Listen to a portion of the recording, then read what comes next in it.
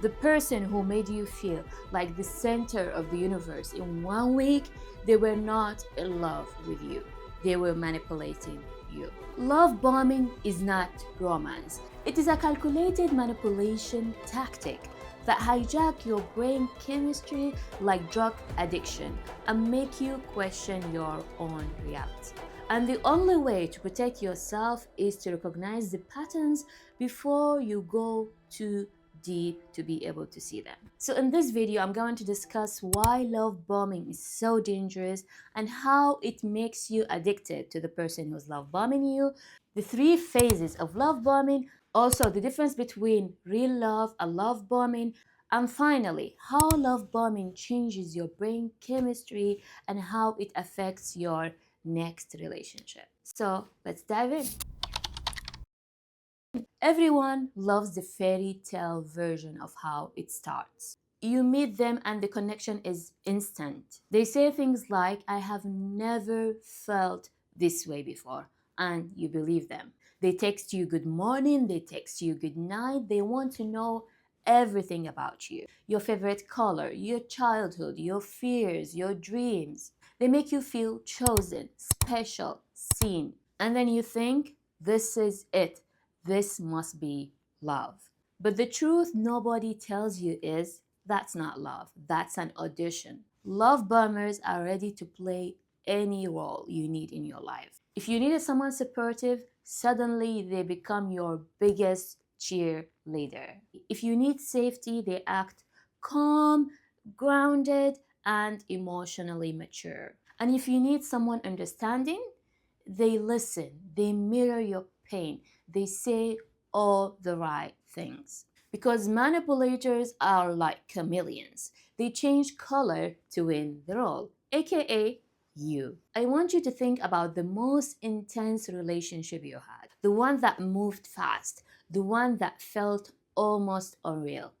Yes, that one. Notice how your body reacts when you think about it. That slight discomfort, that tight feeling. Yeah, that is what I'm talking about. Because what felt like a passion was actually an assessment, and what felt like chemistry was an act. And what felt like being adored was someone studying how much access they can get to you. And if you ever looked back and thought, how did it go from this to that? Stay with me. Because once you see the pattern, you cannot unsee it. Before we talk about love bombing, we have to discuss an experiment that changed how scientists see addiction. In the 1940s, a behavioral psychologist with the name of B.F. Skinner conducted a series of experiments at Harvard University using what became known as the Skinner box. The setup was very simple. Rats were placed in a box with a lever. When the rat pressed the lever, it received reward. Sometimes food, sometimes stimulation. At first, the reward was consistent. Press the lever, get the reward. So the rats learned quickly. They pressed the lever when they were hungry and they stopped when they weren't. Then the experiment changed. The rewards became intermittent, meaning that sometimes the lever worked, sometimes it didn't. Sometimes they got food or stimulation, sometimes they didn't. There were no any clear pattern. And then something unexpected happened. Instead of pressing the lever less, the rats pressed the lever more, even when they were not hungry. And they pressed it more frequently, more obsessively. Later, studies in neuroscience confirmed why. Unpredictable rewards trigger higher dopamine than consistent ones. Not because the reward is better, but because your brain is chasing uncertainty. I remember when I was listening to an audiobook for Tony Robbins, he was explaining that we as human beings, we have 4 psychological needs. Number 1, certainty, because we need to be certain about being safe, having food, having a shelter, and all of that. But also, we have uncertainty. So we need the uncertainty to be excited about stuff. And then number 3 is significance, and number 4 is connection. And one of the examples he gave, he said that, let's say if I ask you to press a button and then I give you, let's say $100 every time you press the button. And then At the first, you'll be excited, yes, you press, but at the end, you'll be bored. Like it becomes a job. But when I tell you, okay, you press the button, there is a probability that you will get $1 million, and there is a probability that you will get nothing. You will press it more frequently because the uncertainty triggers more dopamine. And so the same mechanism now is used to explain gambling addiction, slot machines, social media scrolling, and yes, you guessed it right, trauma bonds. So now let's connect Skinner experiment to love bombing. In the beginning, love bombing is neurochemically overwhelming. Excessive attention, constant validation, fast emotional intimacy, big promises about the future. So your brain releases dopamine for the excitement and anticipation, oxytocin for the bonding and attachment, and serotonin for feeling chosen and valued. So that's not love, that's your brain chemistry, which is the emotional equivalent of free samples. So your nervous system learns that this person equals safety, this person equals relief. And then the patterns change. Not when they leave, but when they stay but become inconsistent. Affection one day, distance the next. Warm one day, cold the next. Warm again, then cold. That hot cold cycle is intermittent reinforcement because you can never predict when it's going to happen, but you are still hopeful and chasing the good, amazing version of them. And then your brain starts reacting the same way the rats did. You don't detach, you chase. Not because you are weak, not because you are needy, but because your brain is trying to return back to that high chemical state. And that's why many people tolerate behavior that they would reject immediately from the start. Confusion, disrespect, emotional withdrawal. I remember that they were auditioning. At the start, the role required them to be perfect, so they did. And now they can show you their true colors because you will always think of the amazing version of them, the perfect, the understanding, the loving version of them that you've seen in the beginning, and always hope that if you're patient enough, if you stay longer, they will return back to that version. So if you ever ask yourself, why was it so hard to walk away, even when I knew, that is why. It wasn't love that was keeping you attached to them, it was your brain chemistry. And once you understand that, finally the shame disappears and the clarity begins. So let's discuss the three phases of love bombing. If you step back and look at love bombing objectively, it's not chaotic, it's planned. And these are the phases. Phase number one, idealization. This is when everything feels unreal, but in the best way. You are not just attached to each other, you are the perfect couple. You're not just compatible, you are soul mates. They talk about destiny, fate, forever, very early. They fast track intimacy, deep conversations, big declarations, sometimes even proposals. Like the person who proposed after 3 weeks, talking about children, family, sharing a future, and then disappeared for days without explanation. At this stage, you are placed on the pedestal, and that feels flattering. But pedestals are temporary by design, which brings us to phase two, devaluation. This part is subtle at first.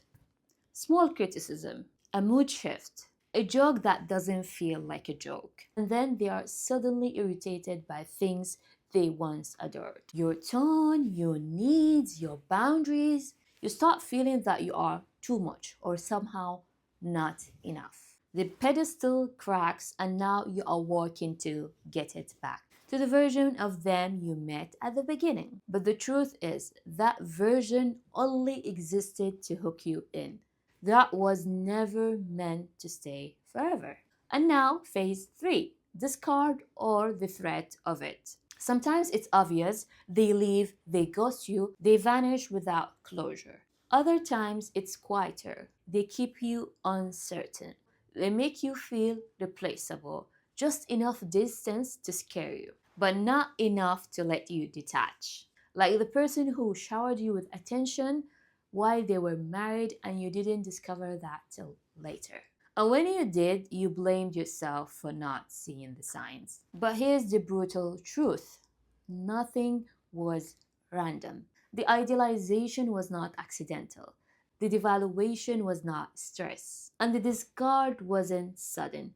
They are all part of the same cycle. And once you see this, something changes. You stop asking, how did this go wrong? And you start asking, how long will this performance last? Many women become so hard on themselves. Why didn't I see the sign? Why didn't I walk away earlier? I should have known better. The truth is that your ability to detect red flags was overwhelmed on purpose so that you cannot see the red signs easily. Because love bombing is not just intense, it is designed to overload your threat detection system.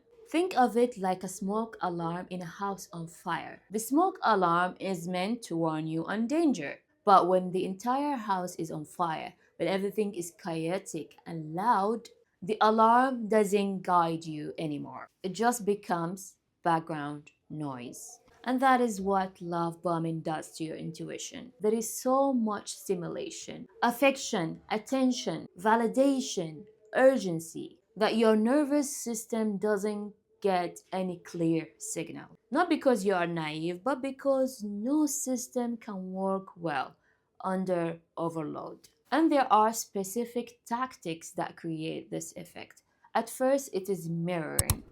They don't just like what you like, they love everything you love.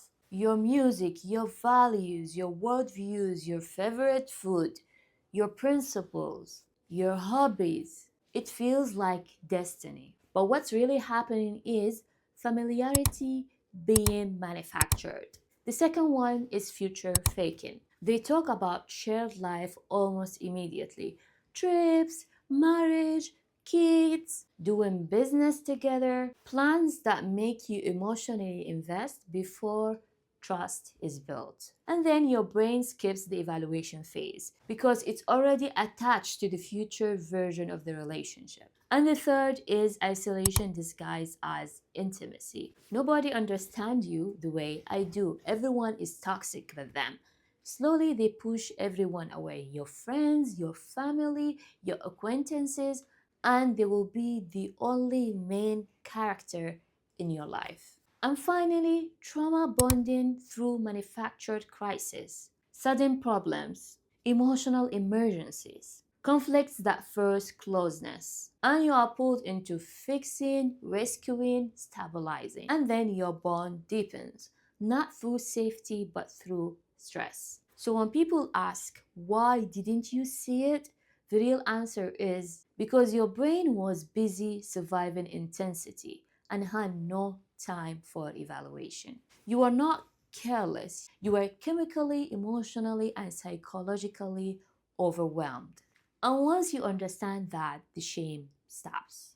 You stop blaming yourself for not seeing the fire and you start seeing who brought the gasoline. And this shift is where healing actually begins.